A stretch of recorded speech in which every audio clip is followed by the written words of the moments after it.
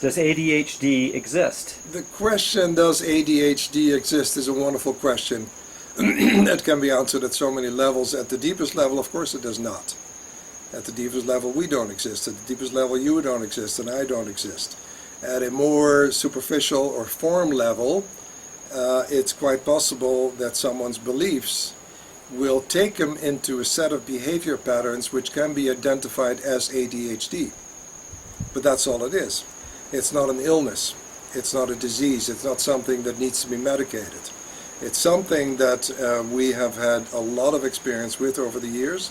We've had God knows how many people here. At one point we had a whole family. There was a mother, a father, and 2 children. And surprise, surprise, they shared the same psychiatrist.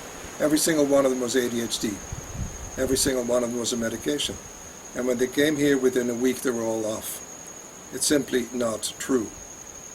It's simply not true. ADHD is a set of beliefs that creates an experience that can be labeled as ADHD, but it's simply the set of beliefs. So the beliefs are looking for an experience. The beliefs will find a form that will provide evidence or convincing evidence that the belief is actually true. ADHD provides that. So does alcohol, so does sadness, so does anger, so does bipolar, you name it. All of these forms of all of these symptoms provide evidence that who I think I am is actually who I am. The good news is it's never true. So it doesn't really matter whether you label me ADHD or whether you label me bipolar or whether you label me clinically depressed. It makes no difference. It all comes from a set of beliefs. And as I accept that as true and I start looking at the underlying beliefs that I made up a long time ago, I'm 70 years now, I made up my beliefs in the first 5 years of my life. And I can trace them back easily. And those beliefs have created amazing experiences in my life, and I am absolutely sure that if I had been in this time and I was 7, 8, 9 years old, I would be called ADHD.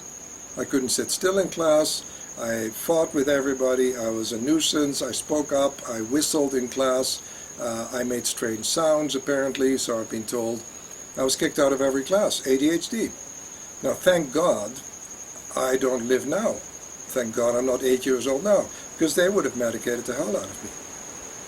There's no question about that. And looking back at it, and unfortunately I lived in a time when there was no medication, nobody medicated anybody. Fortunately I was free of that. And so I've had the opportunity to look at that. The other one is now let's leave it at ADHD. I was going to bring in another diagnosis, which I'm sure I would have been labeled with, but there's no point. So what do you see as the fastest way to treat, or the most effective way to treat ADHD? Interesting question. What is the fastest and most effective way to treat ADHD? I just had a conversation with a woman in Chicago who called me about her 12-year-old son who, against her wishes, has been put on medication for ADHD. And she said, is there something else I can do? And I said, here are the 4 things you can do. 1, cut out sugar. Oh, but we love sugar, we love our desserts. Cut it out. Number 2, teach him how to meditate. Oh, he can't sit still. No, of course he can't sit still because he believes he has ADHD. Teach him how to meditate. 3, have him do exercise, regular physical exercise. And 4, and that's the biggest one for North American kids, take away all the electronic toys. Take away his iPad, his iPhone, his whatever you want to call these. I don't even know what they're called anymore. There's so many toys they have. Allow him half an hour a day of access to that. And I guarantee you within 2 weeks all the symptoms of ADHD will be gone. Guaranteed. It happens here every single time. Well, she didn't like that answer. She said the electronic toys are his mainstay. He has no friends. That is his friend. I said, yeah, that's obvious. But that's not his friend.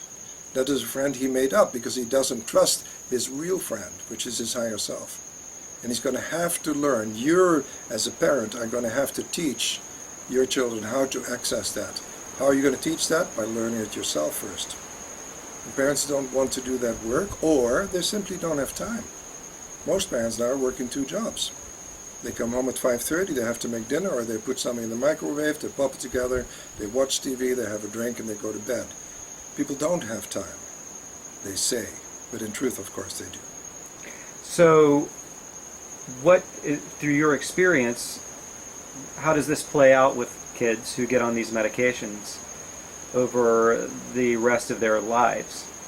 Well, it's a very scary question. How will it play out over the rest of their lives? From our experience, and I believe clinical evidence now backs that experience up, it will lead to additional medication, and eventually it leads to cocaine use, for example. It's inevitable. If I'm given a drug that seems to make my behavior more palatable, more acceptable to society, over a period of time that drug is going to wear off. I'm going to need an additional drug, or I'm going to have to up the dosage. There's no way around that, because the drug is not the answer, and everybody knows that by now. But we're so desperate. We have this kid. We have me. I remember in grade 2, when I was tiny, getting thrown against the wall by a teacher because I was saying something. I had no idea what I was saying. I remember fighting with the whole class in grade 2, and with the whole school at every recess. Well, what do you do with a kid like that nowadays? You medicate him.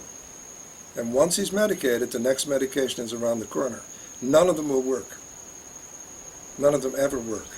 What they do is to provide relief, and the teacher will say, well, he's so much more manageable in class. He's so much more polite. He's actually cooperative now. Yes, he will be, but not in the long run. Because the real issue is, who does he think he is? And that's not being addressed. And that, if we don't address that question, who do I think I am?